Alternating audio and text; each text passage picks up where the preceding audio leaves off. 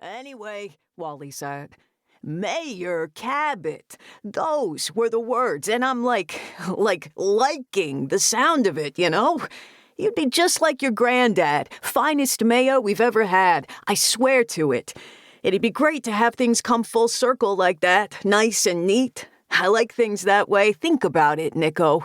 It'd make your old man proud. Nick laughed and looked at the other man, obviously the quieter of the two. Hey, Sly, has this guy been drinking at this hour of the day? You need to take better care of him. None of that, Nicky. He's dry as a bone. Nick laughed. Just kidding you, Sly. But he's now all yours. You take this guy and his mouth out of my backyard, will you? He's going to wake the dead. You got it, Nicky boy. Matter of fact, we were just about to mosey along. He bent his arm and poked an elbow into Wally's side, nearly knocking him off balance. This fool talks too much. They both laughed and gave a wave. Nick waved back, watching the two men move on. He loved these old guys, and if he could bet on it, he'd bet they wouldn't go far. He watched. A few more yards took them to the step onto Nick's wide dock. They took the step, then ambled to the very end of the long dock, side by side. He kept watching them, as good a way as any to start the day. He knew exactly how it would play out. First, they'd put their poles down on the deck floor.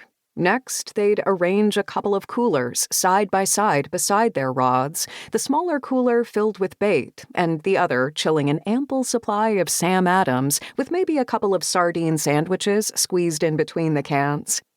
Finally, they'd pull out two of Nick's short-legged folding chairs from a wooden chest, and they'd arrange their bodies in them, rocking side by side until they were comfortable. Then, Nick would hear them sigh, maybe pull out a smoke or sometimes not, and finally they'd get serious, throwing out their lines and hoping they'd catch a few. Maybe go home at the end of the day with a catch of striped bass or gray trout.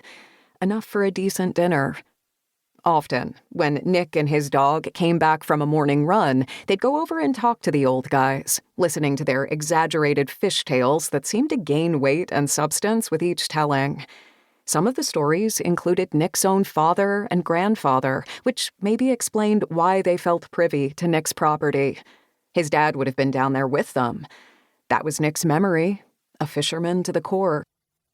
A bark at the large glass door told him his dog had seen the fisherman.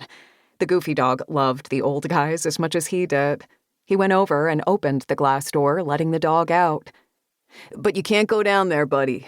Your charming dog walkers will be here soon. Those old guys can't hold a candle to Daisy and Gabby. As if he'd understood every word, Squid thumped his tail on the deck, then jumped up on a chaise lounge and settled down. Nick carried his coffee mug over and sat on the chaise next to his dog, not sure which one of them was in charge. His bare legs were hot from the sun, but cooled by the breeze. Nick watched the tide coming in, the shore disappearing as mesmerizing as watching a fire. His morning meditation. He picked up his phone and checked the calendar. Today, he'd head to the office in Ipswich and catch up on things. Then touch base with his friend, Gracie Santos, to help her with a couple tricky work issues that she was having at her lazy lobster and soup cafe.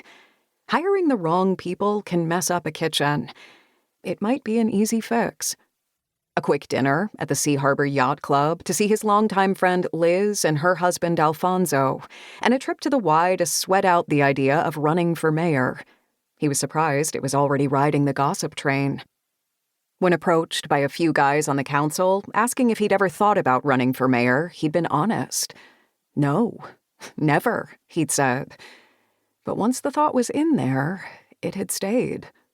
The thought of having to convince people you were better, smarter, more qualified than someone else appealed to him about as much as eating octopus, about which he'd read many books and now abstained. But in one ear, he could hear his pop saying, "Old Wally is wiser than he looks, Nicky. I'd be damn proud of you, son."